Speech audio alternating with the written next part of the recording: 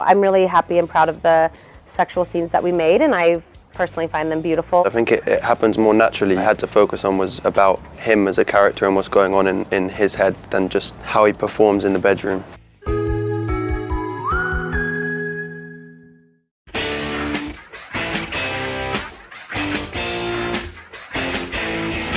Tessa is a really driven, responsible, dedicated to academics girl who is very grounded but thinks she is a little more grown up than she actually is. She's leaving home for the first time and goes to college, gets a new group of friends, kind of has struggles blending in, meets a best friend named Landon, who happens to be somehow involved in Hardin's life. Hardin is a complicated but self-assured, confident guy who seems to not have much difficulty going through life, but we soon find that that is not as true as it seems to be.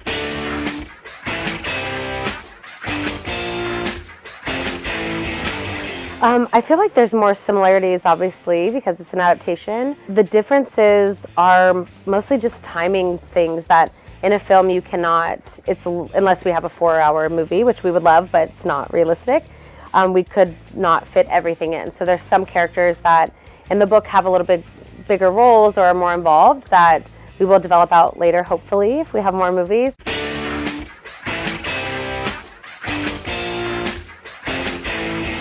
No, actually, I didn't. I feel like the inspiration that they used from him was a long time ago, and the character has evolved and become his own character. So in short, no, I didn't. I had all the information I needed about the character in Hardin himself and having conversations with Anna. So.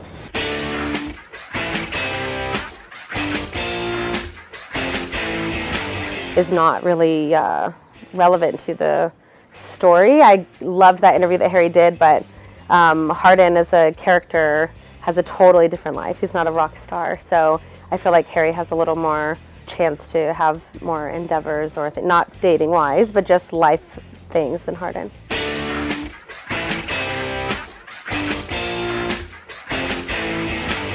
Well, usually it's not really the fans that say that, it's fans of Harry Styles that say that. Everyone has their own opinion. I don't by any means think it's a dating guide whatsoever, but I think that it's not a movie that they meet, have one fight, make up, everything's fine. For me, I'm never gonna write books that are just everything's happy and no one makes mistakes and everyone's perfect, because I don't think that that represents the world that we live in.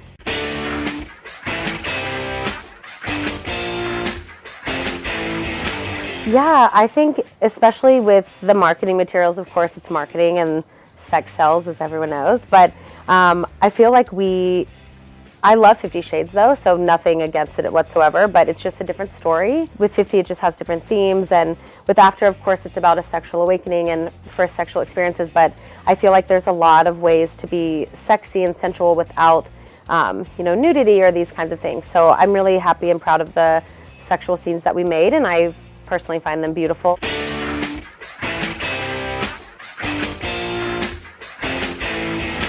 I think that not much thought is really applied to that side. I think it happens more naturally.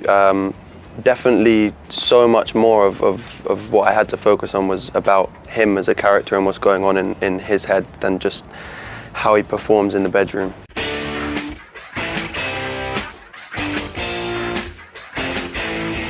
No, I mean, I think every person is different and some people don't, but I truly believe that everyone has the capability to change, unless it's a mental health problem that they won't get help for. But I would love to believe, at least, that everyone has the ability to change.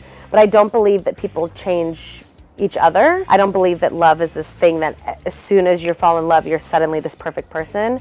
But I would love to believe in friendships and family and relationships that everyone has the capability to change. I definitely think people can change, 100%. It doesn't mean that they definitely will change, but I think everybody has the capability to change.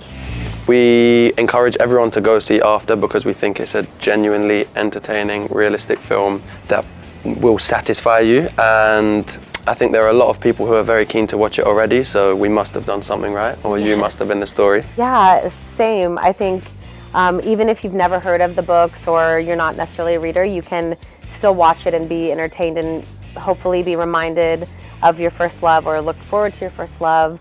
or find someone in the movie that you can relate to. Hey, Fanpage! Hi, Fanpage. Obbligo o verità? Ok, obbligo. Bene, allora devi limonare con Arden. Non voglio più giocare. Benvenuta nel mio posto preferito.